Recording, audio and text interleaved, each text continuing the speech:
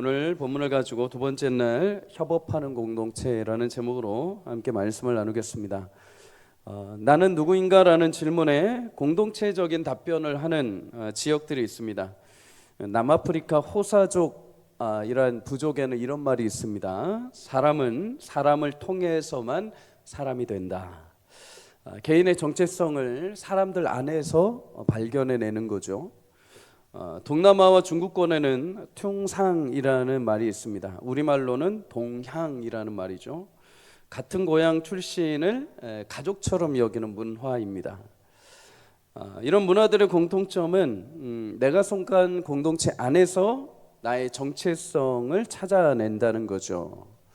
그럼 여러분, 기독교인은 어떨까요? 기독교인 성도, 우리는 우리의 정체성에 대해서 성경은 내가 세상에 어디에 속해 있기 때문에 나의 정체성을 말하지 않습니다.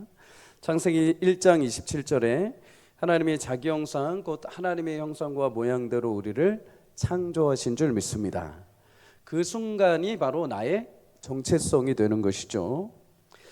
그런데 하나님으로부터 이렇게 시작된 정체성인데 내가 세상에 바쁘게 일하고 매이며 살다 보면, 또 직장에서, 학교에서, 또 가정에서 여러 가지 일들에 매이다 보면 하나님의 자녀라는 정체성을 잃어버릴 때가 있습니다. 흐릿해지는 거죠.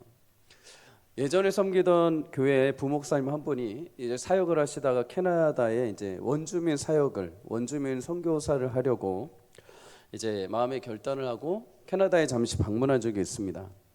현지를 이제 탐방하고 어떻게 사역을 해야 될지 이제 둘러본 다음에 가족들하고 오랜만에 이제 나왔으니까 이제 잠시 관광을 하려고 이제 준비를 한 겁니다. 그래서 아무도 모르게 밴쿠버에 싹 들려가지고 이제 관광을 시작하려고 한 거죠. 그 머나먼 땅에서 아무도 자신을 모를 거야.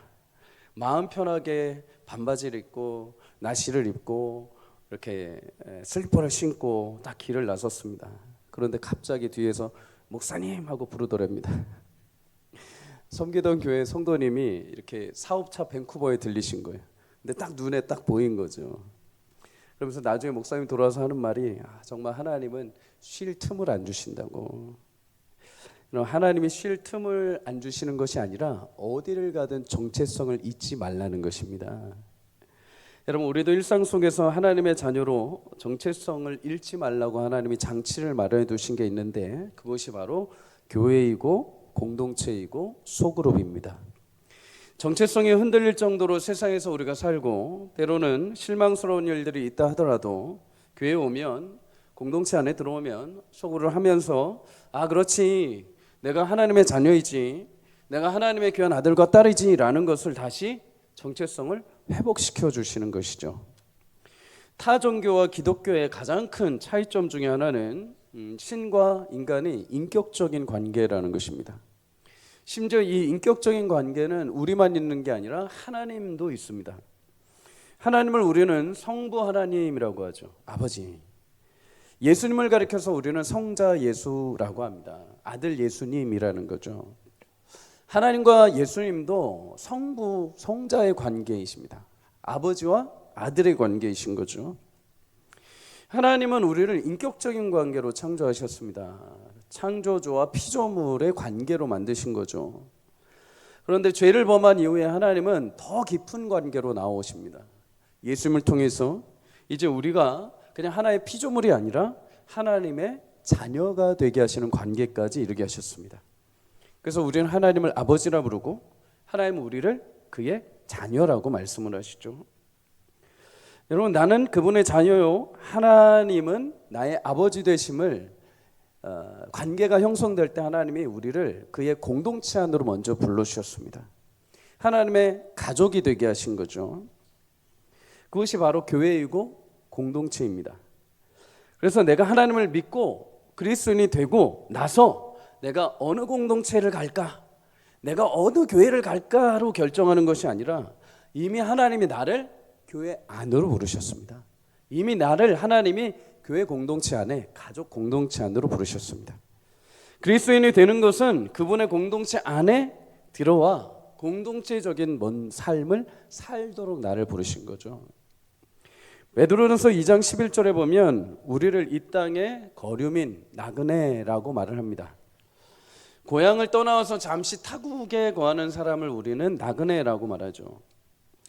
베드로전서가 쓰여질 그 당시에 로마 제국을 향해서 뭐라고 하냐면 로마 황제를 가부장으로 둔 거대한 가족 오이코스라고 여겼습니다. 로마 황제가 큰 아빠이고 그 안에 속한 모든 백성들은 다 가족이 되는 거죠. 황제만 숭배하면 로마 제국 가족 공동체가 되는 겁니다. 그 안에 들어가면 로마 시민권자로 모든 혜택을 다 누릴 수 있는 거죠. 반면에 거기에 속하지 않은 그리스도인들은 이방인이 되는 겁니다. 아무런 혜택도 없는 거죠. 그럼에도 그리스도인들이 황제를 숭배하면서 로마 공동체 안에 들어가지 않습니다. 로마의 집 안에 들어가지 않습니다. 왜요?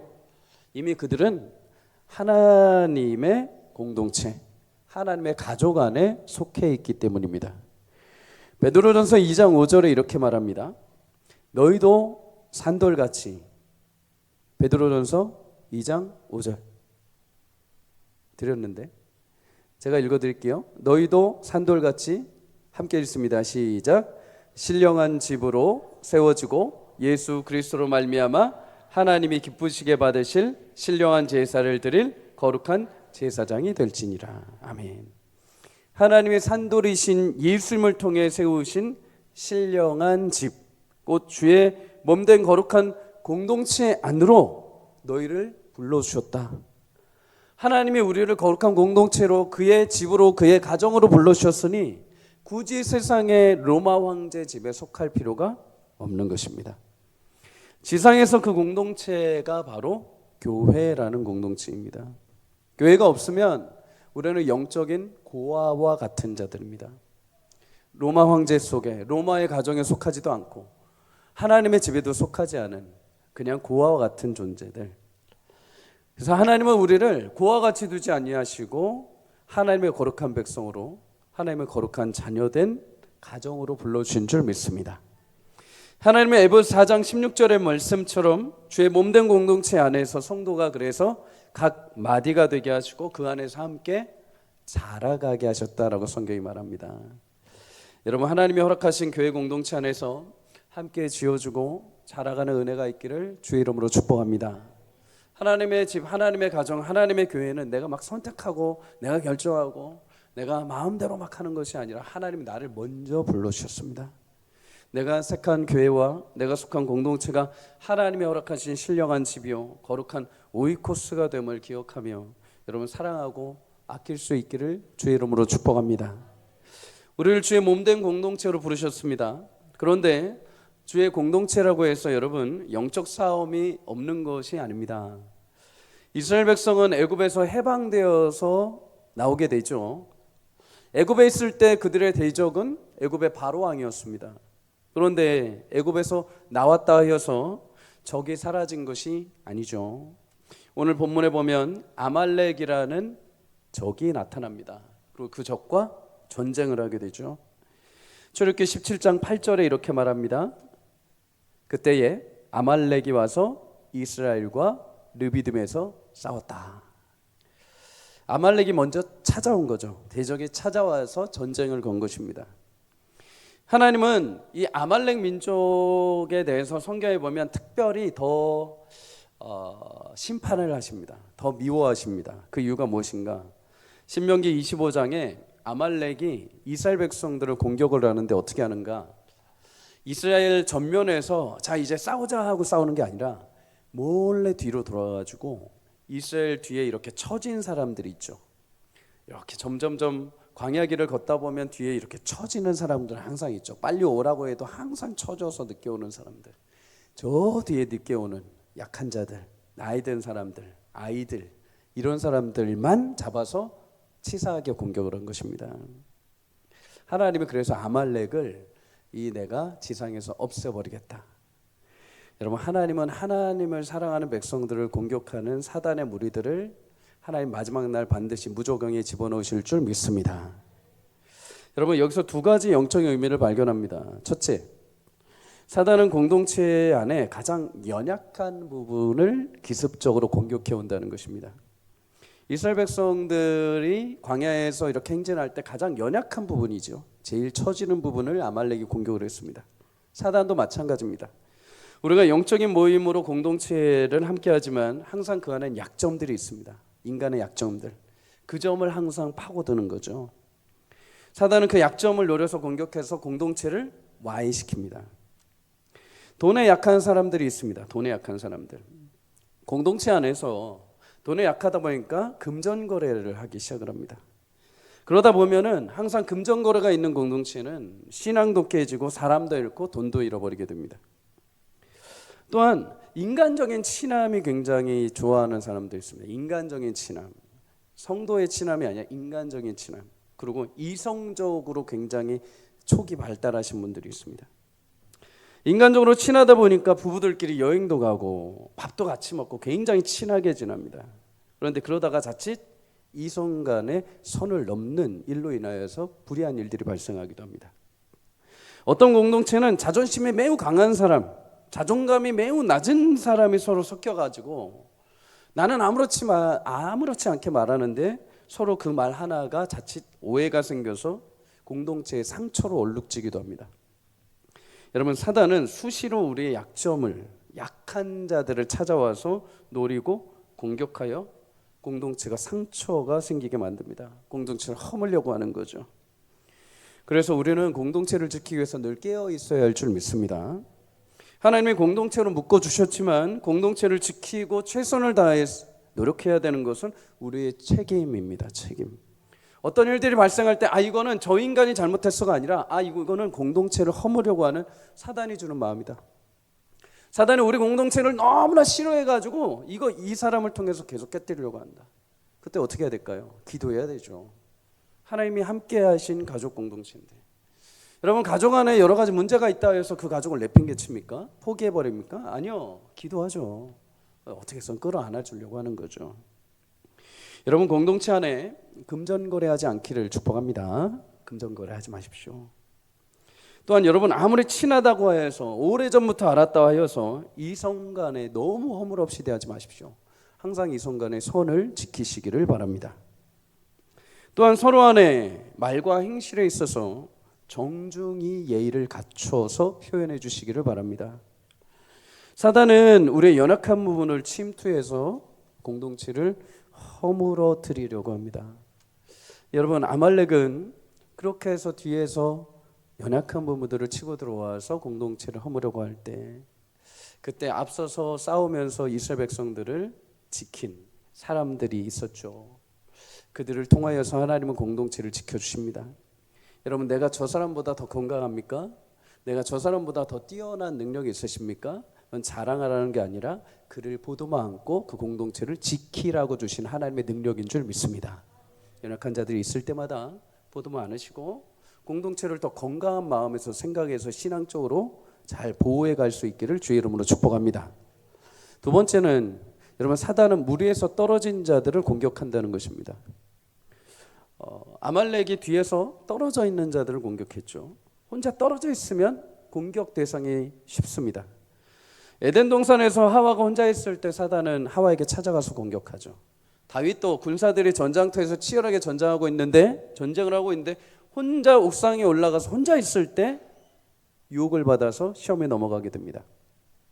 믿음의 공동체로부터 여러분 떨어져 있을 때 사단이 유혹해서 시험에 넘어지게 합니다. 여러분, 우리를 함께 불러주신 공동체는 내가 생각하는 것보다 더 귀한 공동체인 것을 믿으시기를 축복합니다. 별거 아닌 것 같은데 사단의 공격을 막아내주는 울타리가 되어줍니다. 울타리가. 믿음의 사람들 안에 함께 있는 것만으로도 사단의 레이더망에서 여러분들이 잡히지 않습니다. 사단의 레이더는 항상 혼자 있는 사람, 혼자 마음에 시험 들어서 주저앉아 있는 사람, 항상 그런 사람들 찾아가서 더 처참하게 무너뜨립니다. 그래서 히브리서 10장 25절에 보면 모이기를 패하는 사람들의 습관과 같이 하지 말고 그날이 가까울수록 더욱 모이게 힘쓰라라고 말합니다. 그날이 가까울수록, 다시 말해 주님이 오시는 그날이 더욱더 가까울수록 더 모이기 힘쓰라고 합니다. 왜요? 그날이 가까울수록 사단은 더 길길이 날뛰면서 더 믿음의 백성들을 시험에 빠지게 하려고요. 그날에 가까울수록 사단은 압니다. 자신의 마지막이 어떻게 될지 압니다. 자신이 하나님의 심판을 받아 무조건에 떨어질 거 자기도 압니다. 그런데 혼자 가지 않습니다. 하나님 사랑하시는 백성들 어떻게 해서 끌고 가려고 최선의 노력을 다하죠. 그러니 성경은 그날이 다가올수록 사단의 시험이 더 심해질수록 더 모이기에 힘쓰라고 합니다. 왜요? 모이면 보호를 받거든요. 모이면 안전하기 때문입니다. 여러분, 안전한 공동체로 모일 수 있기를 축복합니다. 모일 때 지켜질 수 있습니다. 오늘 이 새벽에 이 자리에 나오신 분들은 복 받으신 줄 믿습니다. 함께 예배하고 함께 기도한다는 것이 너무나 큰 축복입니다. 혼자 있으면 여러분 별의별 생각이 다 나죠. 혼자 있으면 별의별 마음과 별의별 일들이 막 생각납니다. 그런데 딱 멈추고 그래도 교회 나오고 공동체 안에 들어오고 하면 또 다시 하나님의 말씀으로 기도로 다시 힘을 주시고 위로를 주실 줄 믿습니다. 아말렉이 르비딤에 와서 이스라엘과 전투를 벌입니다. 전투의 결과는 여러분 이미 알고 계시죠. 하나님이 승리를 주십니다. 그런데 이 승리를 위해서 공동체 안에서 여러 부류의 사람이 함께 이 전쟁에서 싸움을 합니다. 협업을 합니다. 크게 세 부류가 나오죠. 첫 번째는 모세입니다. 그럼 모세는 이스라엘 공동체 리더이죠. 누구보다 하나님 앞에 민감해야 했고 하나님 주시는 말씀을 따라 공동체를 이끌어야겠습니다. 모든 전투에서 자신의 방법이 아니라 하나님께 먼저 묻고 하나님 주시는 약속을 따라 시행해야 하고 공동체 방향을 하나님의 말씀에 따라서 정해야 했습니다. 오늘 모세는 아말렉과 전투할 때 산 위에 오릅니다. 한 손에는 하나님의 지팡이를 짚고 두 손을 들고 기도를 합니다. 하나님의 지팡이라는 것은 이 지팡이에 어떤 신비한 능력이 있는 것이 아닙니다. 출애굽기 3장에 호렙산에서 하나님이 모세를 처음에 부르셔서 애굽으로 보내실 때 그 손에 들고 있는 지팡이를 들고 가라라고 말씀을 하십니다. 그때 지팡이를 들고 가라 하면서 뭐라고 하시는가? 내가 반드시 너와 함께 할 것이다 이렇게 말씀하십니다. 여러분 이 지팡이는 하나님이 갑자기 없던 거를 뿅 하고 만들어 주신 게 아니라 원래 모세가 양을 칠 때 쓰던 지팡이입니다. 군인이 전장터에 나갈 때 총을 잊으면 안 되죠. 목자는 양을 칠 때 항상 반드시 지팡이를 가지고 나가야 됩니다. 이 지팡이는 거의 분신과도 같은 거죠. 목자라면 늘 곁에 두어야 하는 겁니다. 목자로서 지팡이가 늘 곁에 있는 것처럼 모세야 네가 가는 곳마다 내가 그 지팡이처럼 너 옆에서 항상 동행할 거다. 네 옆에서 항상 내가 함께 할 것이다. 너를 인도하고 네가 하는 모든 일 속에 내가 내 계획을 세우고 나의 일들을 이루어낼 것이다. 여러분 모세는 이스라엘 광야에서 인도할 때 항상 이 전쟁터에 설 때도 하나님의 함께 하심을 믿고 모든 일에 하나님께 간구함으로 승리의 주권을 하나님께 넘겨드렸습니다. 여러분 저를 비롯하여 작은 공동체, 소그룹, 리더들 이 자리에 계신 줄 압니다. 어떤 공동체이든 어떤 목장이든 어떤 위원회에서 사명을 감당하는 리더이든 하나님을 먼저 경외하고 하나님께 두 손 들고 기도하는 리더십이 되기를 주의 이름으로 축복합니다. 이곳에 계신 우리 가장들 축복합니다. 가장들이 먼저 가정에서 하나님을 경외하는 은혜가 있기를 축복합니다. 하나님 먼저 우리 가정의 주인은 하나님이십니다. 하나님 우리 가정의 방향은 제가 정하는 것이 아니라 우리 가정의 자녀들의 미래를 제가 정하는 게 아니라 우리 가정의 주인이신 하나님께 있음을 믿습니다. 하나님 그 지혜를 제게 주십시오.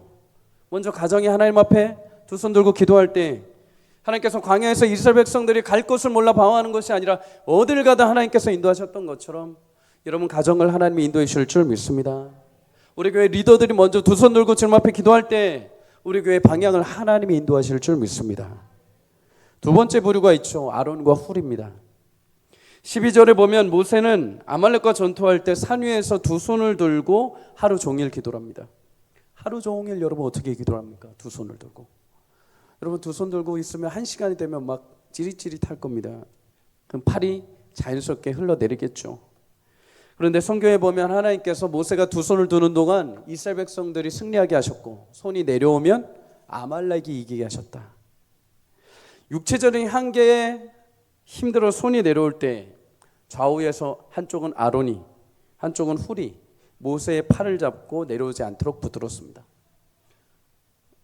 얘들아 내가 너무나 힘들다.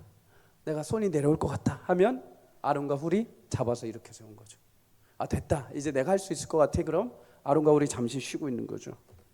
그렇게 해서 하루 종일 해가 질 때까지 손을 들고 기도할 수 있도록 옆에서 도운 것입니다. 여러분, 공동체 안에서 앞서 이끄는 자들도 필요하지만 동시에 옆에서 도구하는 사람들도 필요합니다. 예수님은 자신의 모습을 통해서 우리에게 본을 보여주셨습니다. 로마서 8장 34절에 예수님 하나님 보좌 우편에서 우리를 지금도 간구하고 계시는 분인 줄 믿습니다. 예수님은 앞에서 목자로 이끄는 것뿐만 아니라 우리를 위해서 중보하시는 분이십니다. 우리 교회에도 평일에 도구 기도하시는 분들이 있습니다. 교회와 목회자와 성도님들 위해서 수시로 나와서 교회에 불이 꺼지지 않도록 항상 그 시간에 맞춰서 나와서 기도하시는 분들, 또한 특별히 예배 시간마다 도구 기도하시는 분들이 있습니다. 1부 예배, 2부 예배, 차세대 예배 그 시간에 그 시간 동안에 딱 가셔서 같이 그 시간 안에 기도를 해주시는 도구 기도팀. 여러분, 그 기도가 얼마나 힘이 되는지 아십니까? 여러분, 예배 가운데 엄청난 영적인 싸움이 있는 거 여러분 아십니까? 영적인 전투는 여러분 삶의 어떤 고난으로만 오지 않습니다. 하나님의 은혜를 사모하여서 예배 자리에 나온 성도들 은혜 받지 못하도록 헛된 발걸음 되도록 사단이 예배 가운데 장난칩니다. 제가 예전에도 말씀드렸죠. 여기서 은혜 다 받고 지하 주차장에서 은혜 다 흘리고 갑니다. 그래서 다 기분 상하고 막 가버립니다. 여러분, 먼저는 목회자 마음을 무너뜨립니다. 목회자가 먼저 예배 드리기 전에 성령 충만함을 막 찢어 놓습니다. 그 다음에 성도들을 방해하죠. 5만 가지 생각을 다 불어넣습니다. 목사님 넥타이는 오늘 왜 저래? 머리는 왜 저래? 저 성도는 또 왜 왔어? 오늘 집에 가서 뭐 해야 되는데? 교회는 왜 이래? 나라는 왜 이래? 하면서 온갖 생각들을 다 집어넣습니다. 예배는 드리고 가는데 공허한 마음으로 영적인 허기가 그대로 유지되어 돌아가게 만듭니다. 예배 시간에 여러분 치열하게 도전해서 그래서 맞서야 할 때 아래서 도구 기도팀이 치열하게 영적인 기도를 해야 되는 것입니다. 시편 127편 1절은 말씀합니다. 여호와께서 집을 세우지 아니하시면 세우는 자의 수고가 헛되다. 열심히 수고하고 노력해도 하나님께서 지키셔야 그 일이 가능하다는 것입니다. 그래서 모든 일에 항상 하나님의 도우심을 바라는 도구 기도가 필요한 것이죠. 여러분, 우리 권사님들 축복합니다. 도구 기도에 많이들 들어오시기를 바랍니다. 많이들 들어오시기를 바랍니다. 교회 기둥과 같은 권사님들 기도하심으로 여러분, 우리 교회와 성도가 살고 예배가 살고 하나님이 주시는 승리의 은혜를 맛볼 줄 믿습니다. 마지막 세 번째 부류가 있습니다. 직접 앞에 나가서 싸우는 용사 여호수아이죠. 여호수아는 사실 어떻게 보면 이 전쟁에서 가장 힘든 부분을 맡은 사람일 수 있습니다. 이스라엘 백성들이 애굽에서 나오긴 나왔지만 아직 군대가 정비되지 않은 시점, 그럼에도 앞서 나가서 싸웁니다. 모세가 말합니다. 여호수아야, 너는 아래 가서 우리 군사들과 함께 싸우고 나는 위에서 손 들고 기도하겠다. 이때 여호수아가 10절에 모세의 말대로 행하여 아말렉과 싸웠다라고 말합니다. 여호수아가 순종함으로 칼을 들고 나간 거죠. 여러분, 이때 하나님은 여호수아 손에 승리를 주신 것뿐만 아니라 이 순종을 기억하시고 모세가 광야 40년 생활을 마치고 모세가 죽을 때 이스라엘 전체 백성을 여호수아 손에 맡겨주십니다. 여러분, 공동체 안에서 우리는 하나님이 주신 비전을 따라 함께 달려가야 될 줄 믿습니다. 여러분, 열심히 기도합시다 했는데 너나 기도하세요. 여러분, 열심히 찬양합시다 했는데 너나 찬양하세요. 이러면 안 됩니다. 여러분, 하나님이 주신 비전이라면 열심히 계산하지 않고 함께 달려갈 수 있기를 주 이름으로 축복합니다. 여호수아 계산하지 않습니다. 가능할까요? 지금 군사가 별로 없는데요. 저 사람들 이제 나온 지 얼마 안 됐는데요. 아니요. 하나님이 하시면 하나님이 하실 줄 믿습니다. 모세를 넘어 이 모든 계획을 우리를 인도하시는 분은 하나님이심을 믿기에 여호수아는 그 말에 순종하고 나간 거죠.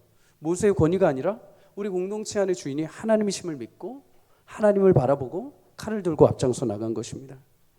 여러분, 하나님의 우리 공동체 가운데 일하시는 줄 믿습니다. 우리 교회의 주인은 하나님이신 줄 믿습니다.